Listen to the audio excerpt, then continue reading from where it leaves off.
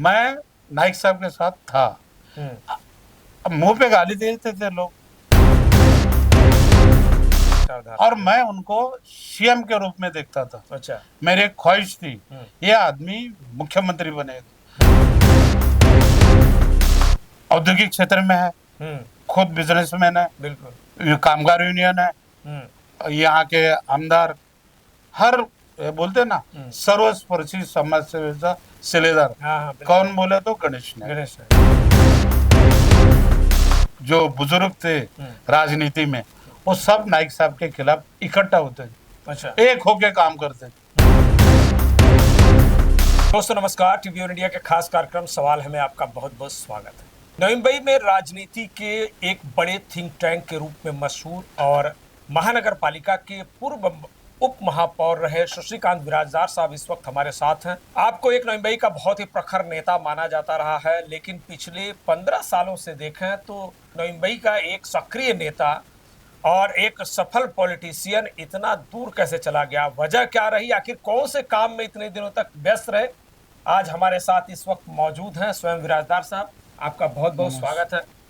नवी मुंबई से लेकर और मंत्रालय तक जिस इंसान की आवाज सबसे ज्यादा गूंजती थी, जिसकी आवाज महानगर पालिका के सदन में गूंजती थी, वो इंसान, वो पॉलिटिशियन कहाँ गायब हो गए थे। नमस्कार, सब आपको बधाई। टीवी वन के माध्यम से आज आपने मुझे इस मुलाकात के लिए बुलाया, मैं आपका बहुत आभारी हूँ। बहुत थैंक यू। आपने सही कहा कि आप 10-15 साल से नहीं, 2010 में लेडीज रिजर्वेशन हो गया मेरे वार्ड का। मुझे दूसरे वार्ड में जाना पड़ा, लेकिन मेरे सामने जो तो संतोष शेट्टी थे। संतोष शेट्टी मेरे बराबर ही उस टाइम फेज 1 में काम करते थे। 1, 3, 9 में वो देखते थे, मैं 11, 15, 21, 12वीं तक देखता था। और उनके सामने जीतना, मैं बोला नेतृत्व को ये इनके सामने आना, नहीं आप आ जाओगे, खड़े रहो। और मेरे मिसेस को भी लेडीज में खड़ा रहे। और एक साजिश थी पक्षों में। मैं जब सिर्फ मेरा 95 का जो इलेक्शन था वो प्योर कार्यकर्ताओं के लेवल पे हुआ। 2000 से 2010 तक सिर्फ मेरे साथ गणेश नायक, संजीव नायक, संदीप नायक ये मेरे साथ थे और उनका फैमिली मेंबर। बाकी मेरे कार्यकर्ता या पार्टी में जो भी थे वो मुझे ज़्यादातर इलेक्शन के टाइम अपोज में काम करते थे। वो पराभव हो गया। अब ये बात है कि महापालिका में जिस जगह पे हमारा पराभव होता है, नैतिकता स्वीकार के हमने पालिका से आना जाना बंद किया। आज नवी मुंबई में या राजनीति में 40 साल रहने के बाद मुझे लगा कि जो हमने आज तक फैमिली लाइफ जो था वो पूरा न्यौछावर करके अपना समाज कार्य और नाइक साहब के साथ मैं कार्यरत था। उसने बाद में फिर खेती का जो मेरा, हम किसानी घर से आते हैं। जब मैं पैदा हो गया था मेरा 40 एकड़ जमीन था। बाबा थे, बड़े बाबा थे हमारे। बड़े बाबा मुंबई में रहते थे। हमारा 1930 से मुंबई से वास्ता है। मुंबई का व्यापार हमारे एक भाई देखते हैं और गांव का जो है खेती का पिताजी देखते थे। पिताजी गुजर गए, माँ जी गुजर गए, भाई सब हमारे सेपरेशन हो गया। तो वहाँ देखना मेरा भी फर्ज था और खेती को मैं मेरा कर्मभूमि मानता हूँ। सबसे प्योर और अच्छा जो पेट भरने का काम होगा तो खेती है, और पार्टी पोजीशन में हो या इज्जत से रहा मैं। और नाइक साहब में भी मुझे इस नवी मुंबई में मैं ये योग्यता नहीं थी, फिर भी उन्होंने मुझे मौका दिया और उसका मैंने आज आप जो बुलाए मुझे या मुलाकात दे रहा हूँ, ये केवल इसके पीछे हमारे ये चेयर जो है वो नाइक साहब की। थोड़ा सा ध्यान इधर विचलित होता है जब नेता हमारा भगवान होता है और उनको एक साइड में होना, वो भी एक साजिश थी उनको गिराना। 2 बार उनको ऐसा हो गया। 99 में जब गिराया गया, ये यहाँ के थाना के लोगों ने साजिश किया था। बराबर, हाँ। उसके फल भुगत चुके हो। और बाद जब जीते थे, हाँ, अब तो उस टाइम के। और 14 में यहाँ भी उनको गाफिल रखा गया, वो भी पार्टी के अंदरूनी लोगों ने, उनके हार हो गई। जब आप चुनाव में संतोष शेट्टी और अनीता शेट्टी के खिलाफ आप खड़े रहे, उस वक्त भी आपका बहुत दबदबा चल रहा था, इसके बावजूद भी आप पति पत्नी दोनों हार गए। हाँ जी। ये मैं इसलिए कह रहा हूं कि कई लोग ऐसा कहते हैं कि शशिकांत बिराजदार जी का कद इस तरह से बढ़ रहा था कि उनको नीचे करना, उनको कंट्रोल करना जरूरी था, इसलिए आपके चुनाव में उस तरह की परिस्थितियां ऐसी पैदा की गई ताकि आप हार जाओ। साजिश क्या थी? साजिश ये थी, आपने जो बताया कि कद बढ़ना ये स्वाभाविक है। जो आदमी मेहनत करता है, आज कपिल देव कैप्टन बन गया ऐसा नहीं बना, भैंस चराने वाला या दूध निकालने वाला एक जाट आदमी आज हिंदुस्तान का नेतृत्व, हम भी किसानी के हैं और बहुत ईमानदारी से हम भगवान से ज्यादा हम नाइक साहब को मानते थे ये राजकीय सामाजिक क्षेत्र में।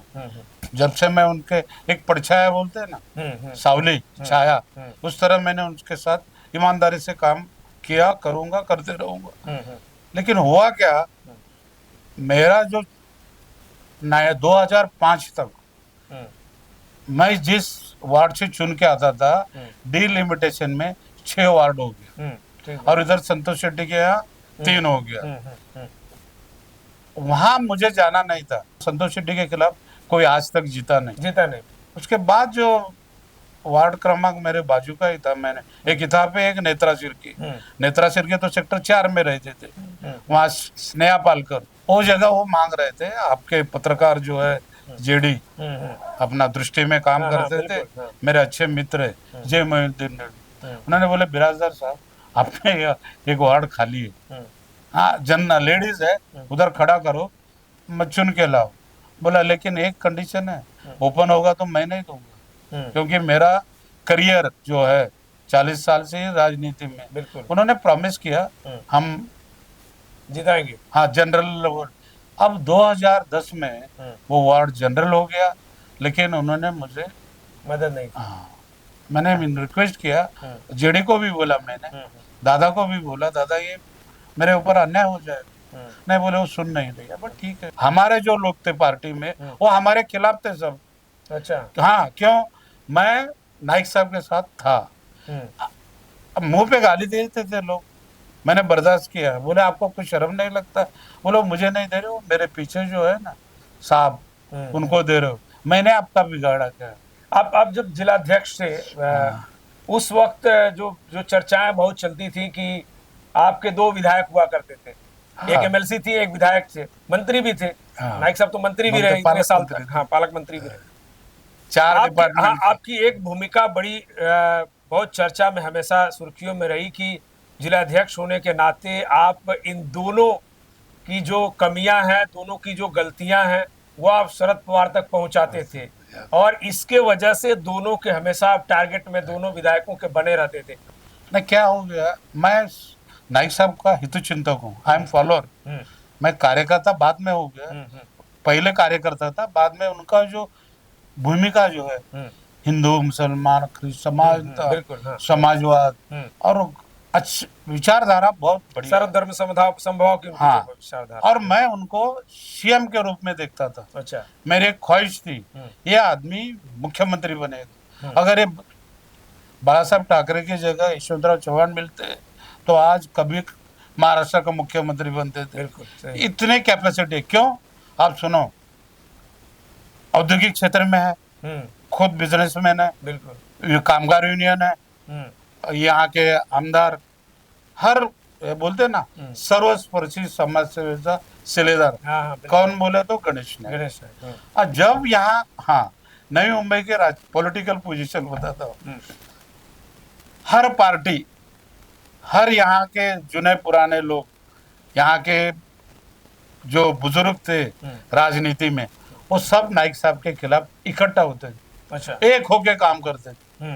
टोटल एक आदमी बताओ हर पार्टी का नाइक के साथ खुला काम किया? नो। मैं चश्मदीद गवाह बोलते हैं, चश्मदीद गवाह, आंखों देखा हुआ परिचय जैसा। तो मतलब एक गणेश नाइक और उनके खिलाफ सारे लोग, हाँ, थाना से लेके, सेना भवन से लेके, अच्छा, मातो से लेके, मठ से लेके, अच्छा, या नवी मुंबई तक सब इनके खिलाफ थे। और ये इतने लालची थे लोग, गरज पड़ी तो नाइक साहब के पैर पड़ते थे। अच्छा, पैसे की भीख मांगते थे। और नाइक साहब इतना दिलदार आदमी था, सबको उन्होंने ऐसा दिया, कभी ऐसा नहीं किया। ये देने वाला आदमी। 97 में तत्कालीन मुख्यमंत्री ने इनका इस्तीफा मांगा, मनोहर जोशी साहब। मनोहर जोशी जी, हाँ, मनोहर मांगा तो दादा बोले मैं नहीं दूंगा। क्यों दूंगा? बोले साहब ने, बाला साहब ने बोला हो, ये ऑफ द रिकॉर्ड है। हाँ हाँ बिल्कुल। हाँ, लेकिन एक खुली बात उन्होंने भी कही दी है, और सच अभी क्या मैं मेरा अभी तो बोलने में कोई हर्ज नहीं है। हाँ। तो साहब ने बुलाया बाला साहब को, बोले बोले मैं था उस दिन उनके साथ, बोले ये राजीनामा लो, सब राजीनामा दिया, लेकिन वजह बताओ। हाँ वजह बताओ, बिल्कुल वजह बताओ। बोले नहीं नहीं मैं बोलता हूँ इसलिए। उन्होंने एक, जिंदगी में मैं भूलूंगा नहीं, एक वर्ड, ये केले का पत्ता है, हम लोग हिंदुस्तानी ताट वाटी केले के पत्ते में खाना खाते हैं, ये आप जब ले लोगे तो कल अगर 6 महीने के बाद, 6 महीने के बाद यही उद्धव साहब थे मुख्यमंत्री बनाऊंगा बोले उस टाइम। अच्छा। बोले मुझे सोने की ताड़ भी दोगे तो मैं नहीं लूंगा। बोले मैं मेरे लोगों को क्या जवाब दूं? यहाँ के लोग जो है ना, बिल्कुल मेरे 3 लाख मतदार है मेरे, उनको क्या, जो मैं क्या चोरी किया? आई एम करप्ट, मैं बॉडी हाँ, कारण बताओ क्या है? फिजिकली अनफिट हूँ। बिल्कुल। और इसमें इतनी सच्चाई थी कि कोई, और ये बड़े लोग ना कान के बहुत कमजोर होते हैं, और ये जो कान में खुसफुस करने वाले हैं ना, इर्द गिर्द इतने रहते हैं, वो बेचारा नेतृत्व भी थक जाता है। उसका जो बलि है जवानी में, खुद नाइक साहब। आपको और एक किस्सा बताता हूँ। नाइक साहब इस महाराष्ट्र का 95 में सीएम बनते थे, मुख्यमंत्री। अच्छा। 84 के गेट मीटिंग में रिलायंस रसायनी में धीरूभाई अंबानी, नाइक साहब, या अतुल अग्रवाल भी थे। हाँ ठीक, ओके। हाँ, हम थे, अशोक पोएकर हमारा सेक्रेटरी। धीरूभाई ने नाइक साहब का नाम लेते हुए वो गणेश भाई बोलते। अच्छा। बोले महाराष्ट्र के next chief minister Ganesh Naik. अब बात करें उस टाइम में, जहाँ धीरू बाबा का इंदिरा जी के साथ भी बहुत बड़ा दबदबा, वर्ल्ड का, देश का उभरता हुआ, और बिल्कुल। रिलायंस काबिल होने में नाइक साहब का हाथ है। एक सेकंड भी उन्होंने कभी वहां स्ट्राइक नहीं की। तो वो हो गया धीरू भाई अंबानी के साथ। और उसके बाद काउंटिंग चल रहा था, काउंटिंग कौन सा हो, 95 का। 95 का। हमारे यहाँ ठाणा तालुका है, ठाणा तालुका में ये अपने तहसीलदार, क्या नाम था, भरत चितौड़े थे। वो गिनती करते करते दूसरा दिन 2-3 बजता था। हाँ बराबर है। उस टाइम सेना भवन में बाला साहेब ठाकरे, प्रमोद महाजन और भाजपा शिवसेना के नेता टीवी पे देखते थे। उस टाइम क्या चल रहा है, इतने अमीर नहीं थे कोई पार्टी में। बिल्कुल सही है। हाँ, ये मोबाइल, ये वो नहीं कुछ सही नहीं। हाँ हाँ, बिल्कुल सही है। बैलेट में गिनती होती थी और दिन तो 3-3 दिन लगते थे। हाँ, मध्यम वर्गीय था, इतना टेक्नोलॉजी भी नहीं थी। तो पत्रकारों ने बाला साहब से पूछा, बोले बाला साहब हम देख रहे तो ये युति आ रही है, सेना आगे बढ़ रही है, आपका नेक्स्ट सीएम कौन होगा, शिवसेना का सीएम कौन होगा? बाला साहब ने क्या जवाब दिया कि मैं तो ज्योतिष नहीं हूँ, ये प्रमोद महाजन जोशी है, ब्राह्मण दिला ज्योतिषी का दिला, उनसे पूछो। वो भी बहुत होशियार, वो वक्तृत्व में बिल्कुल, और पॉलिश आदमी एकदम, जवाब कैसे देना और उसमें कैसा चटकना उनको। उन्होंने क्या जवाब दिया, शिवसेना के मेंबर ज्यादा है और शिवसेना का ही चुना हुआ नाइक सरनेम का आदमी मुख्यमंत्री होगा, और उसमें अकेले गणेश नाइक चुन के आए शिवसेना में। अच्छा। हाँ, एक ही आदमी था वो। उस दिन अखबार सकाल के फ्रंट पेज पे, आज भी उस दिन का सकाल का फ्रंट पेज देखो, हमारे पास था। वो एक हमारा पीए था दादा का, वो मर गया, उसके पास रह गया। सुनिए मुख्यमंत्री का किस्सा कुर्सी का, नाइक साहब मिलने को नहीं गए। क्यों?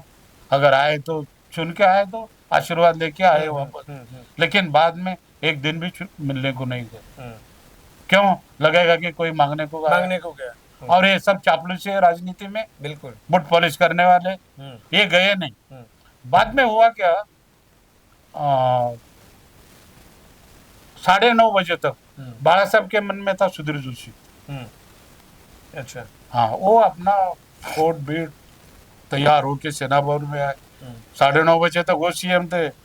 9:45 अडवाणी साहब ने मनोहर जोशी का नाम डिक्लेयर किया, और जैसे ही डिक्लेयर किया बाहर पटाखा बजी।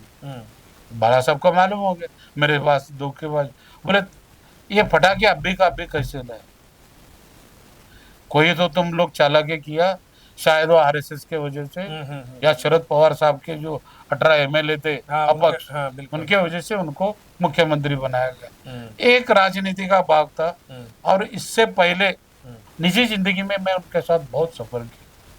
तो उस टाइम 90 में हर एमएलए को उन्होंने 1-1 लाख रुपए दिया था, उम्मीदवार को। अच्छा। विधानसभा और खासदार को 5-5 लाख रुपए दिया था। ये पार्टी फंड जो जमा किया ना, वो नेता बैठे थे, ये दादा नेता नहीं थे, उपनेता भी नहीं थे। अच्छा। हाँ, ये ऊपर वाले जो भी है ना बदमाशी किया, आप बोलते हैं ना अच्छा आदमी को दबाते, वैसा पार्टी में इनको दबाया गया। तो पार्टी में पूछेंगे फंड कौन कौन कितना देगा, कोई 50 लाख, कोई 10 लाख। भारतीय कामगार सेना 2 करोड़ बोले, वो सरपोद्दर का 1 करोड़ आया। बाळासाहेब बोले गणेश तुम्ही किती देणार, त्याने 5 कोटी सुन।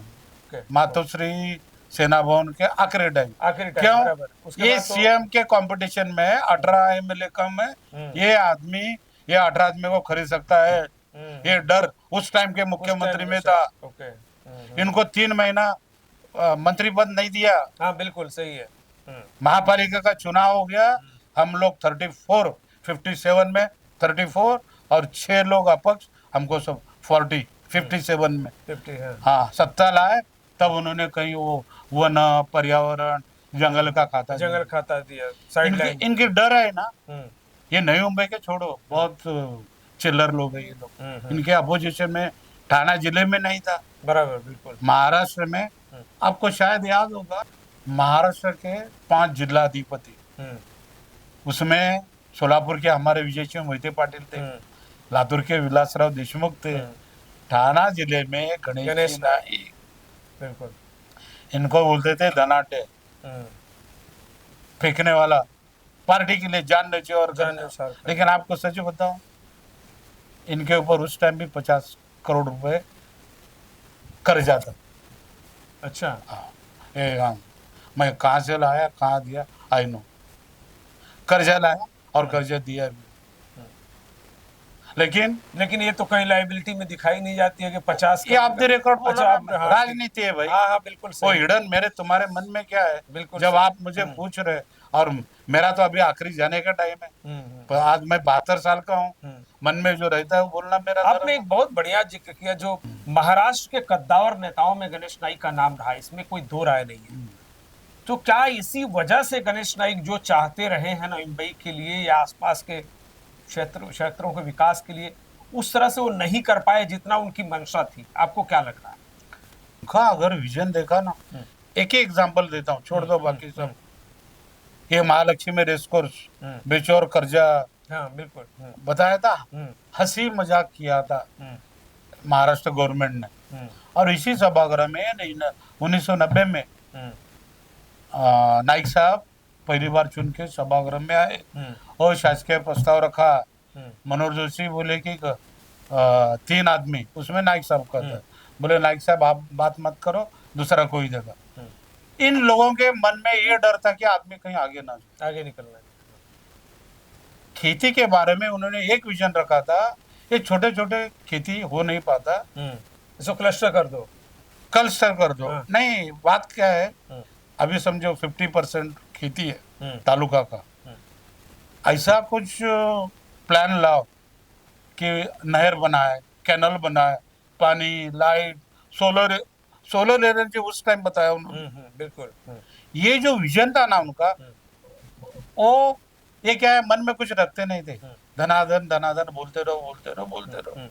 और ये जो है ना उनका दृष्टि विकास का, वो उन्हें खत्म किया। मुंबई में ही अपने आप को ये रखा। नहीं, पहला उनका एक रहता है, अपना घर साफ सुथरा रखो, अपना घर, शेजारी, ठाणा जिला, ये मुंबई के जितने भी बड़े प्रलंबित प्रश्न, चाहे वो प्रकल्पग्रस्तों के रहे हो या गांवठान विस्तार का रहा हो मामला, एक सवाल हमेशा गणेश नाईक के साथ जुड़ा रहा है कि उनके घर में महापौर थे, स्टैंडिंग कमेटी चेयरमैन, सांसद, विधायक, मंत्री, पालक मंत्री, चार चार पोर्टफोलियो, खासदार, हाँ। सब कुछ होने के बावजूद भी नाइक साहब इन समस्याओं का समाधान नहीं कर पाए। ये उनके नाम पर हमेशा एक कलंक लगा रहा है। आप इसके पीछे बड़ा कारण क्या मानते हैं? मैं इससे सहमत नहीं हूँ, पहली बात, क्योंकि ये 12.5% जो है ना भूमिपुत्र का, उन्होंने जमीन दिया, सब कुछ दिया। नवी मुंबई, ये ठाणा तालुका भी उसमें आता है ना। बिल्कुल। हाँ, ये रायगढ़, पनवेल यानी नवी मुंबई नहीं ना। जसई का आंदोलन हुआ, जसई का आंदोलन हो गया, देवा पाटिल बहुत थोर आदमी थे, हम उनको अभिवादन करते हैं। उनका और शरद पवार साहब का गहरा रिश्ता था, उनके वजह से देवा पाटिल विरोधी पक्ष नेता बने। अच्छा। विरोधी पक्ष चुनना भी शरद पवार साहब करते। अच्छा। I am the witness. अच्छा, क्या तो उन्होंने, देवा पाटिल साहब ने आंदोलन किया, 5 हुतात्मा हो गए। उस टाइम पवार साहब ने उनको 12.5% का कानून लगा दिया। ये करते करते सिर्फ रायगढ़ जिले को लगा, बिल्कुल, ठाणे तालुका को नहीं था। अच्छा। ये आप ध्यान से सुनो, ये हमारे पीसी पाटिल साहब वगैरह सब ये शरद पवार भक्त थे, हम शिवसेना में थे सब। हाँ, ये बालाराम पाटिल साहब, मरेश्वर साहब आगे, पीके, ये जो, और ये नाइक साहब के रिश्तेदार है। और ये खानदानी रिश्ता होने से भी उस टाइम इनके खिलाफ थे। अच्छा। इलेक्शन में, राजनीति में। तो नाइक साहब ने जब आमदार हो गया, मैं खुद उनके साथ रहता था, पवार साहब को मिले, बोले साहब हमने खुशी से जमीन दिया है नई मुंबई ठाणे तालुका लोगों, बिल्कुल, और उधर पनवेल में आप उनको 12.5 हमारे यहाँ लागू करो। वो पवार साहब सोचने लगे, बोलो बात तो सही है, दम है। और उन्होंने 12.5% नई मुंबई को सिर्फ गणेश नाइक साहब से कहने से लागू किया, नहीं तो ये 12.5% नहीं मिलता था। ये कोई बताता नहीं है, नहीं बताते। तो पहली बार आप आपसे सुन अरे रहे हैं। पहली बार क्या, लिखित है। अच्छा। जाओ उधर सीएम कार्यालय में। अच्छा। हाँ, पवार साहब से पूछो।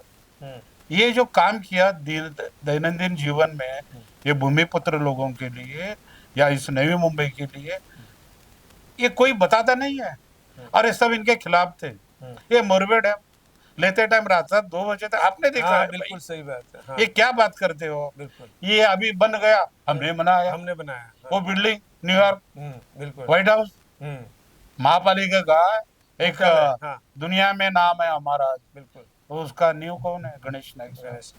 हिंदुस्तान में 1 नंबर शहर नवी मुंबई, खुद का पानी, 25 साल हो गया, 1 पैसा टैक्स नहीं बढ़ा। ये तो डेवलपमेंट, गवर्नमेंट, एक लोक प्रतिनिधि का हक बनता है, फंडामेंटल राइट्स होता है, करते हुए रहते हो, करते रहते। ये सब छोड़ दो आप। इस मुंबई, नवी मुंबई में बाजू में मुंबई था, इधर पनवेल है, इधर भिवंडी है, इधर ठाणा है। यहाँ जातीय दंगा बहुत होती, नवी मुंबई में होने दिया ना? नहीं दिया, बिल्कुल। हाँ, नहीं, कोई दंगा नहीं होता। पनवेल से खूंखार लोग आते थे, ठाणा से आते थे। नाइक साहब ने 300 फैमिली को अपने घर में पना दिया। गुस्सा क्या किया? साड़ी चोड़ी लुगड़ी बांगड़ी, शर्म करो। अच्छा, शिवसेना से जब एनसीपी में आए, हाँ, तो क्या आप एनसीपी में तो बहुत लंबा टेन्योर उनका रहा नाइक साहब का, और अगर जितने डेवलपमेंट के काम देखें तो उसी कालखंड में सबसे ज्यादा हुए हैं। हाँ जी। लेकिन जब एनसीपी छोड़ के बीजेपी में आया और उसके बाद से लेकर अभी तक का अगर कालखंड देखें तो गणेश नाइक बेहद एकदम से हाशिए पर चले गए। ऐसा लगा कि अब गणेश नाइक का अस्तित्व एक तरह से खत्म होने वाला है। आपने इन 10 सालों का जो ऑब्जर्वेशन किया होगा एनसीपी छोड़ने के बाद और अभी वन मंत्री बनने के पहले तक की मैं स्थिति की बात कर रहा हूँ। मेरा ये ऑब्जर्वेशन है, 2014 से 19 तक दादा आमदार नहीं थे, फिर भी वो पब्लिक में आते जाते रहते थे निरंतर। उनके सुपुत्र संदीप नाइक थे, ऐरोली के आमदार थे। यहाँ बेलापुर में मददाई थी। शायद मुझे दादा के साथ रह के उनकी विचारधारा, जिस ढंग से उनकी कार्यशैली है, स्वभाव है, उन्हें शायद ये पसंद नहीं था। बीजेपी में जाना पसंद नहीं था, ऐसा मुझे लगता है। अच्छा, नहीं, बहुत सारे लोग इस बात को कहते उनकी हैं। विचारधारा जो है ना, इतना निष्पक्ष। अरे ये आप यूपी बिहार के हैं, आपको भी दादा अपना लगता है। बिल्कुल। सही बात है। मैं शोलापुर का हूँ, हम्म, पश्चिम महाराष्ट्र का हूँ, कर्नाटक बॉर्डर का हूँ। अरे मैं कौन होता हूँ मुझे रे जैसे आदमी के ऊपर इतना भरोसा रख के यहाँ तक। अरे मैं कॉमन आदमी भाई, सी टाइप में वाची में रहने वाला, NL4 में नहीं रहा, आज शहर का महापौर बनाना ये अच्छा ही है भाई। जिनको कामिन बोलते हैं ना, जॉन्डिस, जॉन्डिस, पीलिया, पीलिया, हाँ। ये नजर खराब है। अरे मैं क्यों अधिकार से बोलता हूँ, मैं 1968 से शरद पवार साहब को जानता हूँ।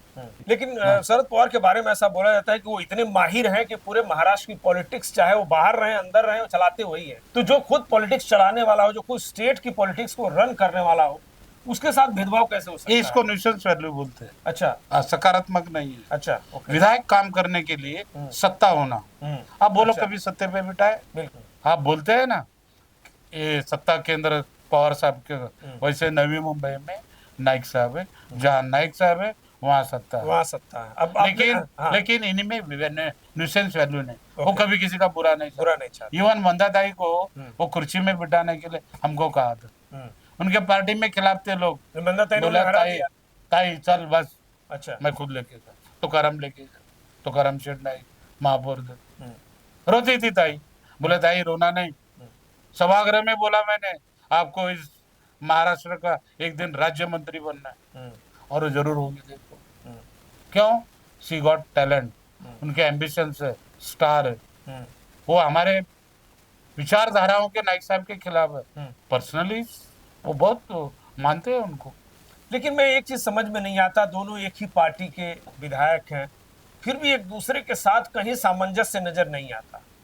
टकराव हमेशा नजर आता है, बयानों में भी दिखता है, एक्टिविटी में भी दिखता है। ना कोल्ड वॉर बोलते हैं उसको। Cold war. हाँ, अंदर वो क्या होता है, तो ये कोल्ड वार किस चीज का, वर्चस्व का है कि मैं आगे बढ़ जाऊं, मैं आगे नहीं, बढ़ नहीं, जाऊं, नहीं। या क्या है ये? एक जो असूया रहता है ना मन में हम्म, काम का। हम्म, आप मैंने एक कमेंट्स लिखा, आप मेरे ऊपर फोन किए, अब 10 साल में आपसे बातचीत नहीं हुआ। बिल्कुल सही है। ये पूर्वग्रह दूषित भावना, हम्म, ये प्रेजुडिस्ड माइंड बोलते हैं ना, ये और ये अफवाह है, ये तू ये मी जलसी है, असूया है, वो मिट जाएगा।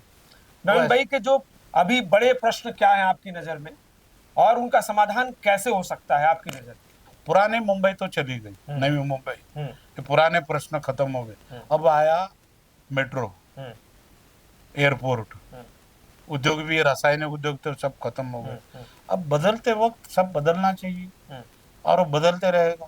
और आज देश में इस नवी मुंबई में बीकेसी जो है ना, बीकेसी के बाद ये नवी मुंबई का ये 4 शहर का राजधानी होगा। चतुष्कोण बोलते हैं, मुंबई, नासिक, पुणे और ये अलीबाग, ये पूरा का राजधानी नवी मुंबई। उड़दा माझी काली गोरे बोलते हैं, उड़द जो होते हैं कोई काले भी होते हैं, छिलने के बाद गोरे भी। गोरे हो जाते। तो समाज है, प्रवाह है, चलता है। तो अब संदीप नाइक के भविष्य को आप किस तरह से देख रहे हैं? संदीप जो क्या है वो, उनमें जरा नाइक साहब के बंडखोरी को वो मानते नहीं किसी को। संदीप नाइक मानते नहीं नाइक साहब का? नहीं, नहीं, नाइक साहब का नहीं, उनका जमीर जो है ना खुद का है। माँ जी और पिताजी को दोनों गुना है। अच्छा। और ये जो है ना होनहार लड़का है संदीप, विजन भी बीजेपी के जिलाध्यक्ष थे, प्रोटोकॉल उनके पास था, उन्होंने एन चुनाव के पहले पार्टी छोड़ी, एनसीपी से चुनाव लड़ा शरद पवार की पार्टी। आप इस फैसले को सही मानते हैं?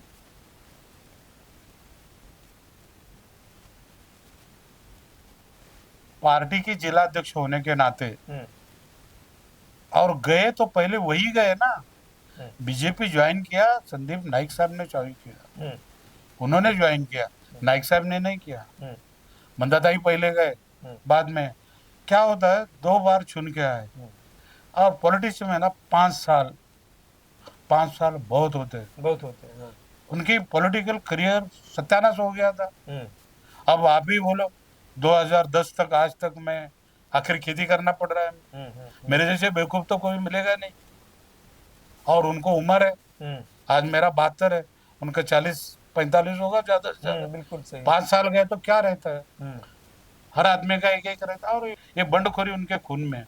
और ये संदीप नाइक जो है विजन है, यंग है, आगे इनकी गद्दी चलाए। तो नईम भाई को फ्यूचर लीडर मान सकते हैं Yes. संदीप नाइक? आज नहीं कल उभरते हुए आएंगे, यही देवेंद्र फडणवीस उनको आगे लाएंगे, अच्छा। यही पार्टी लाएगी उनको। आपको यही भी बोलता हूँ, ये जो टिकट के लिए सिर्फ वो बाजू गए, नहीं तो टिकट विजय नाटा को फिक्स था। फिक्स, बिल्कुल। नाटा साहब ने बहुत गलती किया था, हम्म। वो पांव पे पत्थर मार के लिए। कैसे? अरे वहां शिंदे साहब के साथ इतना राज्य उपनेता मंत्री थे, दर्जा, हाँ, राज्य मंत्री दो दर्जा थे। डिपार्टमेंट के वो हाँ, बिल्कुल, अध्यक्ष थे हेड भाई। हाँ, बिल्कुल। इट इज नॉट जो साला जिंदगी जाती है आदमी को नगर सेवक बनने में, ये तो डायरेक्ट राज्य मंत्री दर्जा, बिल्कुल। डायरेक्ट वाघ शिव सिंबल सत्यमेव जयते। और वो अचानक वहां, और उनको टिकट फिक्स हुआ था पार्टी में, और जब ये शेर आया बाहर, इनको बाजू किया। किया तो क्या, रहना खड़ा नहीं रहना चाहिए, खड़ा नहीं रहना चाहिए।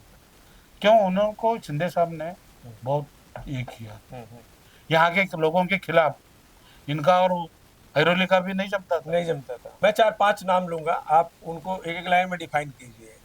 विजय चौगुले, उनके भविष्य को आप कैसे डिफाइन करेंगे?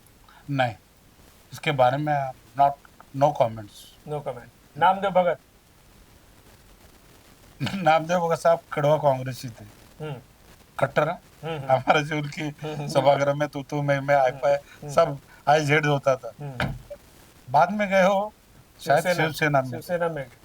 शिवसेना में चलो ठीक था, एक पोजीशन क्या है, उसके बाद बाहर से आया क्या आया मालूम नहीं, लेकिन शिव सैनिक उनको साफ कही थे, और इस जमीन से जुड़ा हुआ कार्यकर्ता है। हाँ, उसके बाद अब एनसीपी में गए। एनसीपी में गए, अभी और अजीत पवार के साथ गए अभी, यानी ये 3-4 इधर उधर हो गया है। फ्यूचर है उनको, और ये करेंगे। अजीत दादा जब सत्ताधीश सर पे हाथ रखते हैं तो खुदा मेहरबान तो गदा पहलवान। दशरथ भगत? दशरथ भगत सभागृह में एग्रेसिव आदमी। अच्छा। लालू प्रसाद यादव, उनका जो स्टाइल जो है ना, वो आवाज चिरका कम करना चाहिए। इनका जो भावना के स्तर पे बात करते हैं, एक्टिंग बहुत ज्यादा होता है। अच्छा।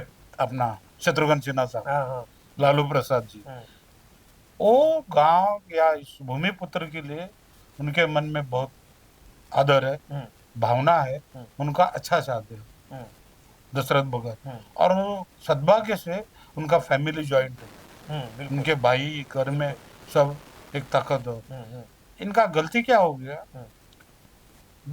बाला साहब थोड़ा दिन के घर गए थे, हमारे भी संबंध है, मैं राजनीति से नहीं, ये अंगूर वाले बगीचे हमारे, अंगूर वाले बगीचे। हाँ, और पॉलिटिक्स में आने के बाद नाइक साहब के साथ रहता था ना, तो वो बाला साहब बोले क्या है दशरथ ऐसा क्यों किया, बोले मुझे मालूम नहीं, वो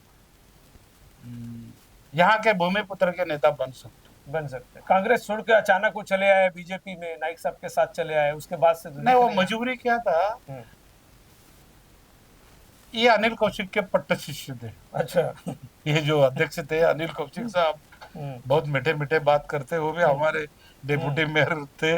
हम और उनका पट्ट शिष्य विजय वाणु, वो उनके साथ आया। राजू सिंधे हमारा हाँ, बिल्कुल, वो उधर आए तो ये इसलिए इधर गए। आजकल क्या हो गया, राजनीति में ध्येय सिद्धांत नहीं रहे, अपॉर्चुनिस्ट बोलते हैं ना, मतलब, और क्लाइमेट डाइल्यूट नहीं हो गया, अच्छा नहीं लगा नेता का कहना मेरा फ्यूचर नहीं है, सिद्धांत को लेके कोई काम नहीं करता, एक ऊपर से लेके तले तक अपवाद 2-4 लोग है, मजबूरी होती है किसी की, सिद्धांत नहीं है, और अब मेरे ख्याल से आगे भी नहीं रही। मैं अनिल कौशिक के बारे में पूछने वाला था, आपने पहले ही उसका जवाब दे दिया। एक और नेता बचे हैं, डॉक्टर संजीव नाइक। एक जमाने में जो आदमी यहाँ से लेकर दिल्ली तक, नईम भाई या इस क्षेत्र के कहें तो सबसे पहले सांसद वही रहे हैं जिन्होंने अपने शहर का नेतृत्व किया है। संजीव नाइक अचानक ऐसे हाशिए पर चले गए और राजनीति से ऐसे बाहर हो गए कि समझ नहीं आता कि इतना सक्रिय, इतना सक्षम व्यक्ति, उनके भविष्य को आप कैसे देख रहे हैं? यानी मेरा बहुत गहरा संबंध, रिश्ता है उनसे, दोस्त समझो, भाई बहन समझो, भाई बेटे समझो, जो भी हो, लेकिन हमारे नेता के वो सुपुत्र, राजा का भी वो राजा। हम बहुत रिस्पेक्ट करते हैं उस फैमिली को, क्यों हमें ये दिन उन्होंने दिखाया समाज में, सामाजिक का। ये जो है 23 साल में चुन के आए। जब संजीव नाइक को इनको महापौर बनाने का था, यहाँ के लोगों ने भी ये आग लगा दी, बड़ा साहब को बोले ये करो वो करो। फिर हम 34 नगर से जाके उनको बना दिए। Is a very good administrator, वाणी अच्छी, लोगों से बात करना समाज में। बाद में वो MP बन गए। बनते बनते सही फ्यूचर देखता था मैं इनमें, भाई नहीं ये दिल्ली में ये काम करेंगे, महाराष्ट्र में जो दादा उनका जो लड़का संकल्प है ना, ये महापौर होने के बाद वो लड़का शायद 2-3 साल का था, ऊपर देखता था। श्यामराव माडिक मैं बाजू में थे, बोले श्यामराव सभागृह नेता थे वो, बोले श्यामराव ये संकल्प महापौर होने तक अपने को कंधे पे लेने का एक राजनीति, जिस दिन वो महापौर बनेंगे तब हम रिटायर हो जाए। और किसने कहा? हाँ किसने कहा ये? मैंने कहा अच्छा, आपने कहा। ओके। संकल्प को महापौर बनाए। और आज संकल्प पढ़ लिख के कहाँ लंदन में MBA करके वापस आए। आज वो सुबह अपना मुरबाड़ में खेती का देख रहे हो। Very nice fellow, well educated, बातचीत करने का दम में, रिस्पेक्ट करने का दम में। एक मुझे वो आशा दिख रही है। अच्छा, नाइक साहब के बाद अगर सबको साथ लेके जाने वाला है, सिर्फ लोगों ने सपोर्ट करना चाहिए। और नाइक साहब जैसे बोलते हैं वैसा वो घर में हर आदमी चलेंगे तो इस परिवार जो आज तक हमारे शांति है, हम क्या चाहते हैं, न्यूसेंस वैल्यू ये क्रिएट नहीं कर। ये पक्का ध्यान में लो, किसी के घर में अंगार नहीं लगा दो। जो बहुत लोगों ने किया, ऐसा नहीं बोलता हूँ, लेकिन मैंने देखा है, भिवंडी देखा है, बहरामपाड़ा देखा है, पूना देखा है, जला दो मेरे नेता शिवसेना के उस टाइम। ये होते हुए भी नवी मुंबई शांतता रखना कोई मामूली बात है। आपको लगता है कि गणेश नाइक का अगर जिस दिन सक्रिय राजनीति से साइड होंगे उस दिन नवी मुंबई की हालत राजनीतिक तौर पर ठीक नहीं रह पाएगी? नहीं, उनके बाद है ना वो संकल्प संदीप चलाए, संजू नाइक भी है, और इससे बेहतर लेडीज में कल्पना को अगर राजनीति में लाते। कल्पना कौन? संजू नाइक से अच्छा। बहुत होनहार और सिंपल सिटी इतना है। मैंने परसों इलेक्शन में देखा, संदीप नाइक के इलेक्शन में वो नहीं आई थी, संदीप जी के मिसेज भी आई। शी इज वेल टैलेंटेड, अच्छी लड़की है। लोगों को क्या चाहिए, सामाजिक सलोखा चाहिए, भाईचारा चाहिए, झगड़ा नहीं चाहिए, और ये सब तो दिया है उन्होंने। बिल्कुल। आज जो भी नवी मुंबई में शांतता प्रस्थापित हो गया उसकी वजह नाइक साहब। आप आखिरी बार कब मिले थे नाइक साहब से? कब आपकी डायरेक्टली रूबरू बातचीत हुई थी? रूबरू बातचीत इलेक्शन के पीरियड में। कितना टाइम हो गया? ये पिछला इलेक्शन NBSA में है ना, NBSA में। हाँ। आपने संकल्प नाइक की बात की, जो भी नाइक परिवार के एकदम से यंग, एक तरह से कहें तो आप सामाजिक क्षेत्र में उन्होंने अभी अपना पदार्पण किया है। आप अपने बच्चों के बारे में क्या सोचते हैं कि आपने जो इतने लंबे समय तक सामाजिक काम, राजनीतिक काम किया, तो आपके बच्चे या आपके परिवार के लोग कौन है जो आपके लेजेसी को आगे बढ़ा रहे हैं? मेरे बच्चों ने मेरे ये पॉलिटिकल लाइफ देखी है।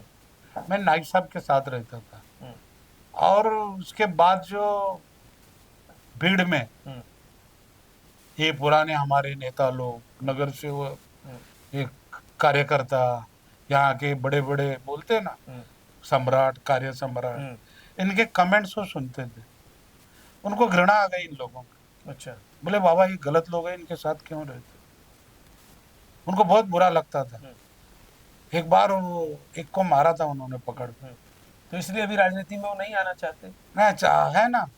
संदीप नाइक के इलेक्शन में काम किया हमने, बाद में मंदाताई के लास्ट पीरियड में बच्चों ने काम किया, हमने किया। अच्छा। हम गांव से खुद आए थे। नवी मुंबई के पुराने अगर थिंक टैंक को देखें या बड़े पदाधिकारियों को देखें तो जो जिलाध्यक्ष के तौर पर रहे, जैसे आपने गोपीनाथ ठाकुर जी का नाम लिया, उधर ऐरोली में दिनेश पारिक थे, आप यहाँ पर थे, तमाम मैं जिलाध्यक्षों को देखता, आनंद सुतार हैं और भी लोग हैं। वजह क्या रही कि इतना समर्थन, इतना सपोर्ट मिलने के बावजूद भी और ऊंचा नहीं उठ सके, किसी पद पर भले रहे लेकिन वो बहुत आगे नहीं जा सकते, सच क्या है इसका? सच इसमें यह है, सुनो, राजनीति के आने से पहले मैं एक कॉमन मैन था। हम्म, आते आते उपमा पर वो लेडीज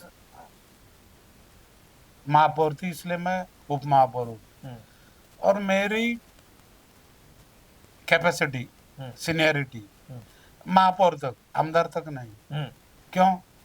आमदार की काबिलियत मैं नहीं, उनके आगे, ठीक बात है। उनके आगे मैं। और एक मराठी में एक कहावत है, मेंढक कितना भी क्या बोलते हैं उसको, उसका बैल नहीं बनता। उसका, अच्छा ठीक है, हाँ। हर आदमी का कैपेसिटी रहता है। हम्म, अभी आपने जिक्र किया, जिला प्रमुख हो गए, महापौर हो गए, सब कुछ हो गए। एक हर आदमी का लिमिटेशन रहता है हम्म, गणेश नाइक बनने का। हम्म, यहाँ आपको मैं क्या बताता हूँ, गणेश नाइक, नॉट आमदार, हम्म, नॉट मंत्री, हम्म, पर्सनली। हम्म, उनको छोड़ के यहाँ कौन मंत्री बनेगा? उनको छोड़ के अपोजिशन वाले बन सकते हैं, हम्म, पार्टी में कैसा बन सकते हैं? बिल्कुल। वो है ना भाई। हम्म, हमारे पिताजी जब तक कैपेसिटी है, मैं तो उनका घर बार छीन नहीं सकता हूँ। बिल्कुल। वो जब देंगे तो हम ले लेंगे। हम्म, और उसके लिए बहुत त्याग करना पड़ता है। Hmm, it is not joke. Hmm, MLA होना, पालिका संभालना, और ये सब, आजकल तो राजनीति में आना है, अगर कॉर्पोरेट होना है आपको, हम्म, ज़्यादा नहीं बोलूँगा, हम्म, 5-10 करोड़ के आगे आप पास पैसा है तो आप तो वही आप आ गए हो। गंभीर सवाल मैं आपसे एक पूछना चाहता हूँ। नाइक साहब का व्हाइट हाउस गया, नाइक साहब का बावखलेश्वर मंदिर गया जो जनता के लिए बना था, नाइक साहब के पर्सनल मुद्दे को निकाला गया, दीपा चौहान के मुद्दे को निकाला गया, उनके खिलाफ यहाँ तक कि आंदोलन तक हुए। इन सारे सिनेरियो को जो आप देखते हैं तो आपको क्या लग रहा है कि ये कोई बड़ी ताकत है जो गणेश नाइक को डैमेज करके इस स्पेस को अपने लिए खाली कराना चाहती है? पहले का अगर कार्यकाल देख लीजिए, जब महाविकास आघाड़ी की सरकार थी, एकनाथ शिंदे लगातार गणेश नाइक को डैमेज करने की कोशिश करते रहे। उन्हीं के कार्यकाल के दौरान जो है उद्धव ठाकरे के मुख्यमंत्री कार्यकाल में ये सारे कार्रवाइयां गणेश नाइक के खिलाफ हुई हैं। आपके सवाल में जवाब है। हम्म, मैंने शुरू में कहा था, एक गणेश नायक के खिलाफ हम्म, पूरा पक्ष है, हम्म, हर आदमी है, हर इंस्टीट्यूट है, हम्म, वहाँ के सब जितने भी नामचीन लोग हैं उनके खिलाफ है। हम्म, वो नहीं चाहते हैं कि ये आगे बढ़े। अगर हम जिस दिन इनको खत्म करेंगे, हम वहाँ बैठेंगे। हम्म, ये एक ही उनमें, ये क्या है, नाइक साहब के बारे में मुहावरा है, पटेल की भैंसमरी हम्म, और हमारा काम हो जाएगा। हम्म, मनोहर जोशी, उनका कंपू, इनके खिलाफ काम करता। बावकेश्वर मंदिर, हम्म, ये सुभाष देसाई बराबर। उद्योग मंत्री था। हम्म, हम्म, ये राम मंदिर की बात करते हैं, हम्म, नीच लोग। हम्म, अच्छा है, बावकेश्वर मंदिर तोड़ा, हम्म, उन्होंने बोला था सब ले लो, पब्लिक प्रॉपर्टी पब्लिक का। प्रॉपर्टी बना दो, बिल्कुल। बराबर? नीच लोग, क्या बात करते हो? ये ऐसे ख्याल के लोग हैं ना, यही नायक साहब की बड़ी कैपिटल। वो जब तक है तब तक उनको देखने में ऐसा आंख ऊपर रखना। ये तुम उनका अंदर का बाहर का ये वो आपने तो नाम लिया, ऐसा है ना, मर्द आदमी है, उनके में कैपेसिटी है, हैसियत है, तुम्हारे में नहीं है, तुम क्यों? और ऐसे आते रहेंगे, जाते रहेंगे, जब तक ऊपर वाले की मर्जी है। जनता, नवी मुंबई की जो जनता है ना, वो इनके साथ में। गणेश नाइक जी के साथ। ये देखो, हाथी चलते रहते हैं अपने चाल, ये भौंकते हैं रास्ते में। नवी मुंबई महानगर पालिका चुनाव आने वाला है, नाइक साहब फिर उन्होंने अभी दावा किया है कि एक बार फिर जीतेंगे, और जो हमने वादा किया है कि नवी मुंबई करो ऊपर टैक्स आगे भी नहीं लगेगा, तो आगे भी नहीं लगेगा। आप इस आश्वासन, इस जीत को किस तरह से देख रहे हैं? देखो, जो बोले वो करेंगे, उसका नाम गणेश नायक। और जहाँ गणेश नायक है वहाँ ये सत्ता रहेगी, महापालिका की, आमदार की खासदार की। कोई बोले ऐसा, क्यों? मन साफ है भाई, वो बोलते हो करके दिखाते हैं। जहाँ कृष्ण है वहाँ महाभारत, जीत है, जहाँ विजय विजय। ये जो है ना, नाइक साहब इस नई मुंबई का एक सबसे बड़ा बुजुर्ग बोलते हैं ना, कुटुंब में प्रमुख पालक। होते हैं, पालक। वो पालक मंत्री नहीं, पालक है सब। तो नवीन भाई है, गणेश नाइक है, तो नवीन भाई है। नहीं, नवी मुंबई की जनता है तो गणेश नाइक है। अच्छा। गणेश नाइक है तो नवी मुंबई को शांति से जनता को जीने के लिए मिलेगा। ये न्यूसेंस वैल्यू आएंगे ना, वो चाहते हैं ताला खोले और अंदर घुसे ना, चौकीदार खड़ा है। मौजूद है और रहेगा, और लावारिस नहीं है, पीछे वारिसदार है और हमारे जैसे वेल विशर है उनके साथ।